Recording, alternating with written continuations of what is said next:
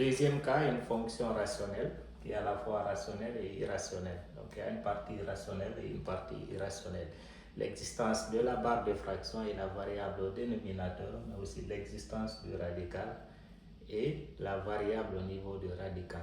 Donc j'applique la condition d'existence de chacune de ces deux fonctions pour pouvoir déterminer le domaine de définition de la fonction zx. Donc je dis que quel que soit x appartenant à R, tel que la fonction rationnelle, dénominateur différent de 0. Donc pour la fonction rationnelle, je m'intéresse au dénominateur qui doit être différent de 0. X moins 2, différent de 0. Ça c'est la partie rationnelle. La partie irrationnelle, le radical doit être supérieur ou égal à 0. Ce qui est sous le radical doit être supérieur ou égal à 0. Donc x moins 1 doit aussi être supérieur ou égal à 0. Donc j'essaie de résoudre ces deux conditions-là. Donc j'ai la première condition, x moins 2 différent de 0. La deuxième, x moins 1 supérieur ou égal à 0. Donc x différent de 2 et x supérieur ou égal à 1. J'essaie encore de représenter les deux sur l'axe réel. Les deux sur l'axe réel toujours. C'est l'axe réel. 0, 1, 2, 3, 4, moins 1, moins 2, moins 3, ainsi de suite. Donc la première condition, x prend tous les réels sauf 2. Tous les réels, ça bouge de moins infini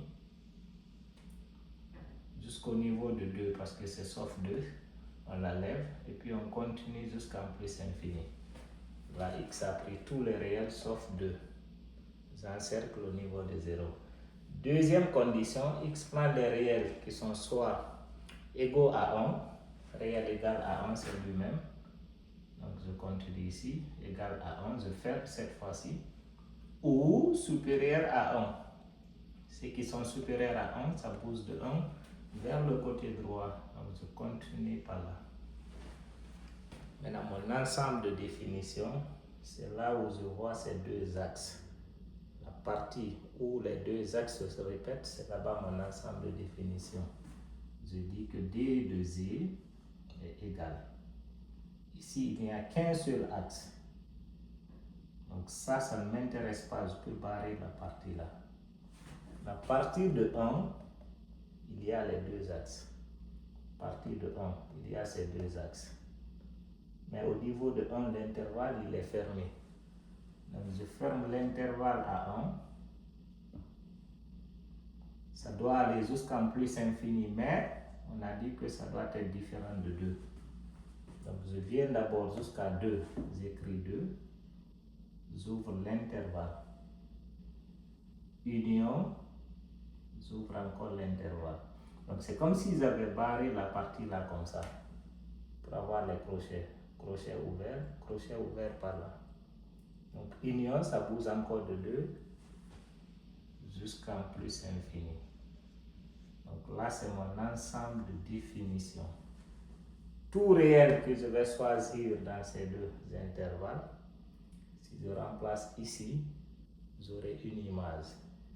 Tout réel que j'allais choisir par là, si je remplace au niveau dénominateur, je n'allais pas avoir 0. La fonction rationnelle existe. Mais si je remplace au niveau du radical, j'aurai la racine carrée d'un nombre négatif, ce qui n'existe pas. Donc c'est pourquoi on a exclu ici. Et si j'avais pris 2, ça allait marcher pour la fonction irrationnelle, mais ça ne va pas marcher pour la fonction rationnelle.